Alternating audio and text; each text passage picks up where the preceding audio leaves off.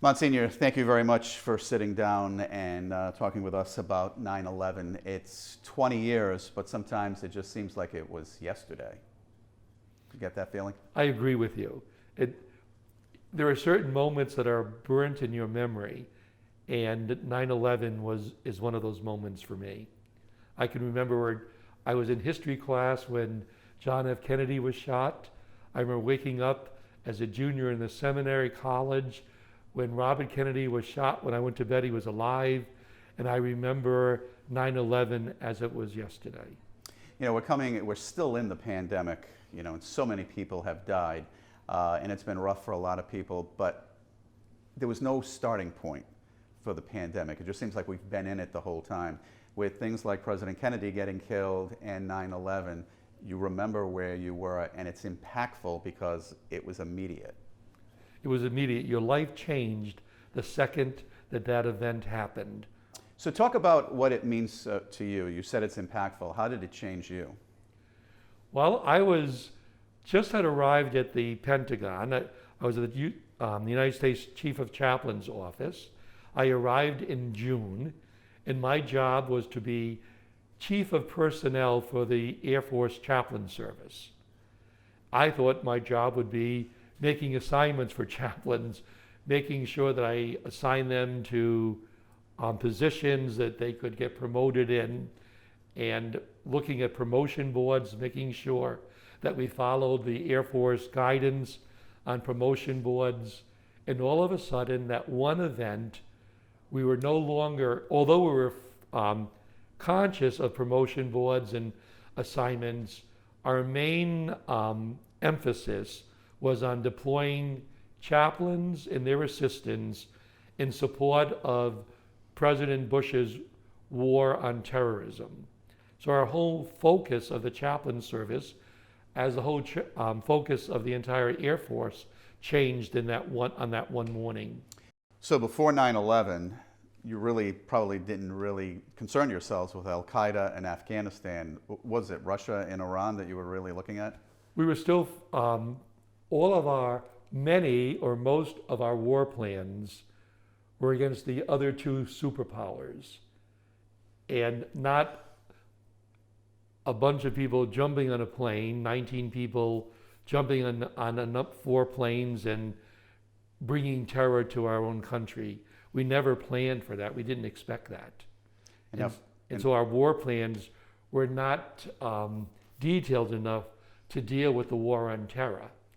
And that's why after 9/11, myself and a chaplain, Carl Andrews, were living in the ARC, which is the Air Force Readiness Center, which is in the basement of the Pentagon, because it was, thank God he worked for me because he knew a lot more about it than I did, and he brought our war plans up to date. Because our war plans have to marry the Air Force war plans. And so when the Air Force deploys aircraft like F-4s or F-16s, F-15s, A-10s, because they still used A-10s in the Persian War. We had to marry up chaplains and chaplain teams to provide for the spiritual welfare and spiritual readiness of these people who were being forward deployed. And you had to do that really on the fly. It had to be done very quickly, you're right. I believe that we had 16 Air Force chaplains deployed before 9/11. After 9/11, the war plans called for 189 chaplains being deployed for a 9-month period of time for at least the 3 years that I remained on active duty. So 1/5 of the Air Force chaplain personnel, priests, rabbis, Protestant ministers, were deployed in support of the war on terror. 2,996 people were killed that day, more than 6,000 injured, 184 at the Pentagon. I think it was like 54 people on the plane and the rest died. it could have been much worse. The Pentagon kind of had a makeover and it really fortified the building. If that didn't happen, that plane going in could have wiped out the entire complex, right? If they chose to go in one of the other four sides rather than the side that they went in at, the plane, their intent was to go through the rings, through the courtyard, and come out the other 3 rings of the Pentagon. They, for some reason, I guess it was lack of planning on their part, they took their plane into the only fortified, one of the fifth side of the Pentagon that had just been worked on and fortified. And there would have been many more people killed, but the Air Force, the Army, the Navy, and the Marines and the civilians who were killed, because more civilians were killed than active duty members, that wing was not occupied yet. It was still unoccupied. 2 planes go into the World Trade Center. One hits the Pentagon, one goes down in the field in Pennsylvania. What's going through your mind when this is all happening? Well, as I was on a retreat at the National Shrine in Washington, D.C. We had just had Mass, and we were having morning prayers. I could see Bishop Casing leaving morning prayers, and because someone called him out. It was around 5 of 9. We didn't know it. We just continued on with morning prayers, but by that time, the second plane had hit in New York, the World Trade Center, second building. And we continued on. They began the talk, and they didn't tell us anything. Around 10 of 10, Archbishop O'Brien, who was the military archbishop, who's now a cardinal, walked out of the room, came back into the room, and said to us, "Gentlemen, you need to return to your bases or your post because our country is under attack." He said, "A plane just hit the Pentagon." He says, "and one plane is still missing. And we're being advised to, at this point, end our retreat because your different branches of the service need you to respond back to your bases." I was like, all of us were just dumbfounded. We couldn't believe that the Pentagon, which we would consider like the mothership because all orders went from that, was attacked. And how would a plane come in and hit the Pentagon?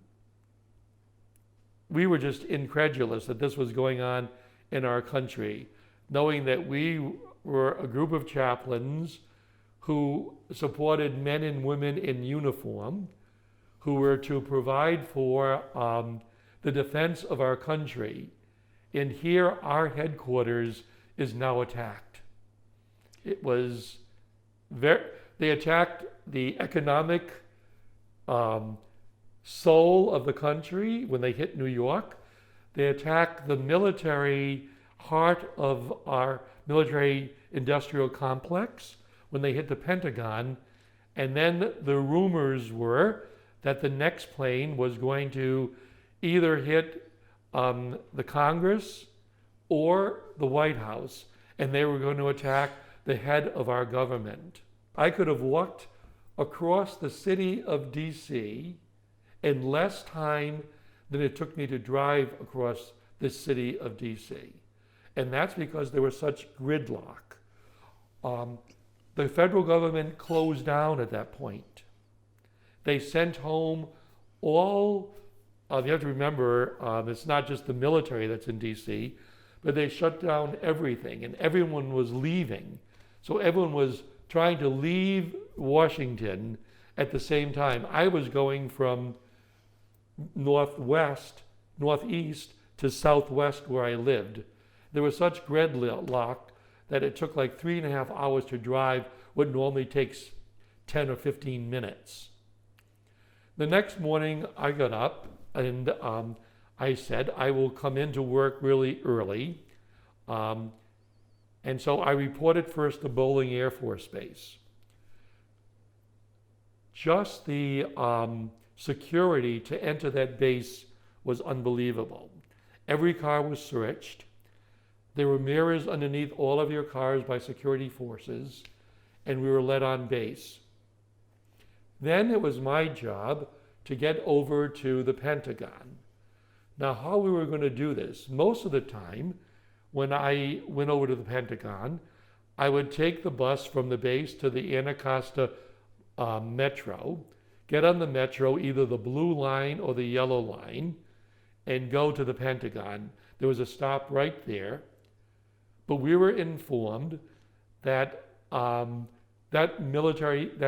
blue line and the yellow line were not going to stop at the Pentagon. They were afraid of a person getting off the Metro with a weapon on them, blowing up that Metro stop. And so we had to get on one of the buses that took about an hour to get 3 or 4 blocks, 5 blocks to the Pentagon. You know what really struck me? That night I was home, and I lived on 4th Street Southwest. And my building was right on the Washington River. The Washington River connects to the Anacostia River, which then connects to the Potomac. Next to my house is Fort Leslie McNair, where we have, I'm talking about next door, like across the street, where we have the National War College, an industrial college of the armed forces. Next to them was the headquarters for the Coast Guard. Then 1-2 blocks over is the Navy shipyard, Washington Navy shipyard, all on the same river. What struck me the most was no traffic. There was no traffic on any of those rivers, only patrol boats.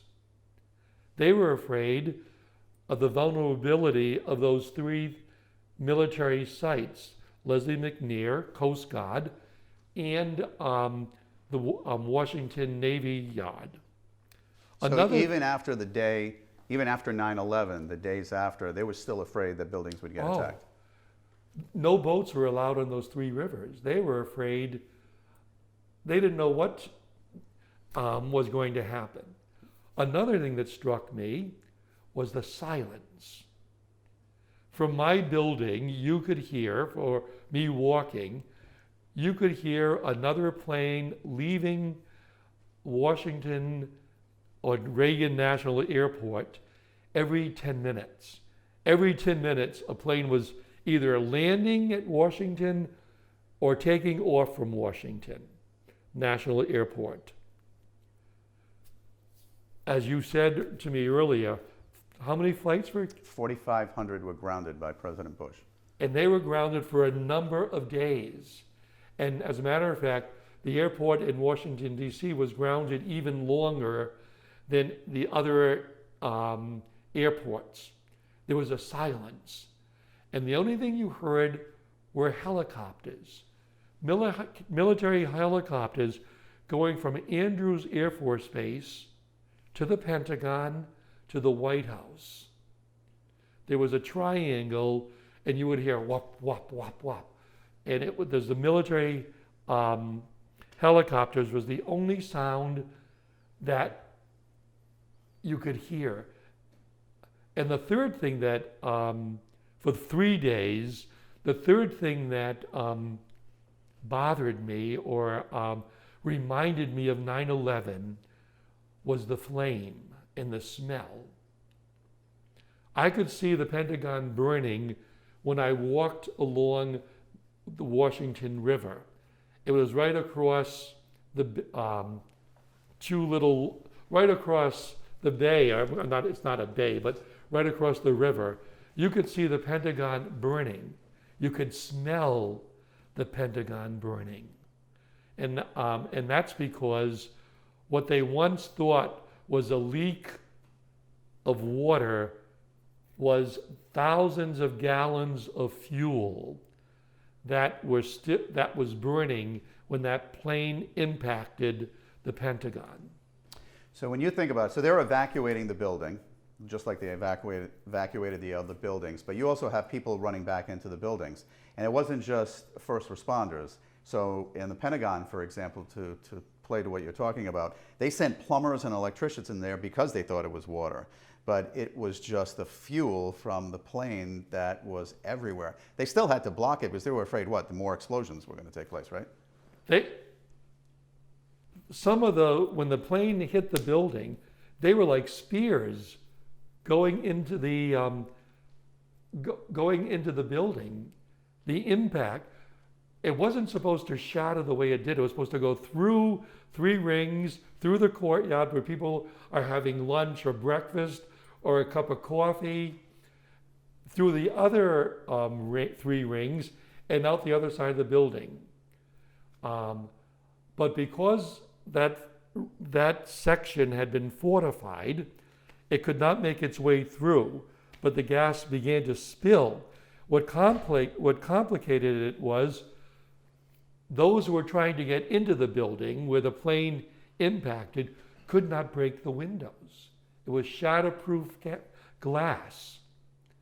And they weren't afraid of the building impacting as it did in New York because they had just reinforced the roof with, but those were some of the things that are going on in people's minds. Did you ever talk to anybody that was in the building I did. on the plane? What did they tell you? Oh, they didn't, when they heard the alarm go off, they didn't know what was going on. I think some of them had been briefed on what was the first plane in New York that everyone thought was an accident. Then all of a sudden, everyone became much more aware when the second plane hit the building. And now all of a sudden, you're in this building and you're hearing alarms go off. You're smelling smoke. Then when it hits the building, you hear an explosion and then other explosions. I guess we have trained for the fog and friction of war. But that's why they call it fog and friction, because you can train for this, but the moment it happens, you're in that situation, the adrenaline begins to flow in your body, and your reaction is one of bravery that you may not even think about. What about heroic things that you saw at the Pentagon? The first thing I want to say, a couple of things about chaplains. One of the chaplains you happen to know, Father Bob Marciano, who's a pastor here in the state of Rhode Island. As an International Guard chaplain, he knew that we needed extra personnel down there, and he had himself put on orders and came down, and he was deployed to one of the hotels that dealt with the family members who were still missing loved ones. I think we can understand this a little bit because just recently we saw that that condo fall apart in Miami, and you know the confusion that takes place there. Family members have to be dealt with, and the chaplain is always a sort of a person who would deal, along with people of personnel for mental health, who would deal with emotions. We had chaplains who were dealing with taking bodies out of the Pentagon.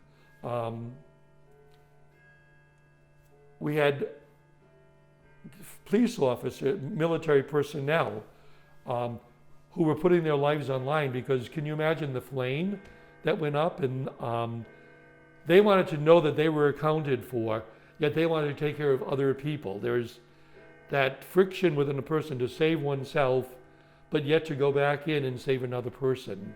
And all those heroic acts are well documented. So you said you spoke to people who were actually in the building. What we've seen over the years is the PTSD of, you know, what happened that day, whether it's military or just families. How did you speak to them? Because for some it was desperation, suicide rate was high. Some didn't commit suicide, but they really gave up on life. Of the people that I met who were in the building, I think adrenaline kicked in, and I did not meet anyone personally who said, I'm going to give up on life. I met many people who said, we're going to rededicate our commitment to fighting this war on terror that is brand new, that we know nothing about. So I learned, the people I met doubled down on their commitment to first learn about terrorism, understand how it could develop in people's lives, what we could do to combat it. It's different than the lessons we learned in Vietnam. It's different than the lessons that we had prepared for preparing a war against China or the Soviet Union. And so we had to come up with a whole new educational skill to try to understand what the new enemy in the world was the United States was going to face. And it was really rooted in hatred, when you think about it. People who were willing to take their own life for a cause. How do you combat that? Difficult. And those are the issues that Intel and mental health and the chaplain service were trying to get at. How are we going to combat that in our world today? You've seen that over 40 years of ministry where people have struggled. I assume the stories are similar, even though everybody's different and everybody's story is different, but sometimes the theme is similar. And I'm sure they ask you, where was God when this was all going on? Why didn't he help? Why did he allow that to happen? What's your reaction when you hear something like that? That's a very fundamental question. How can evil exist in a world if there is a good God? And my answer is similar, whether it's in that situation where thousands of people whose lives became disrupted, or some died and some weren't able to function anymore in their life after that, or whether a person got in a car and had too much to drink, or then went home and took a gun and killed his child or his wife. And my response is always the same. God doesn't cause evil in our world, but he permits evil to exist in our world. If God did not allow evil to exist in our world, how could we then say that God allows good to exist in our world? God created us all with a fundamental option in our life, and it's up to us to choose either good or evil. And it's a daily challenge with each one of us. I think even though the evil that I choose between in my own life is not the evil of taking another person's life, there are still struggles that each one of us has in his or her own life. But when you look at it, the country came together, people came together after 9/11, and then the world went back to what it was doing. The pandemic kind of brought people together, but now it's going back. Hatred continues in so many forms. When do we learn to end that, to stop hatred? How do we do that? Flannery O'Connor, who once wrote a short story called The Face of Evil, talked about one of the fundamental struggles in humankind is the struggle against evil. Isn't the struggle against evil the story that we try to learn from the Bible? And turning our cheek and loving our neighbor and learning to share of our good and the abundance that we have with those who have less.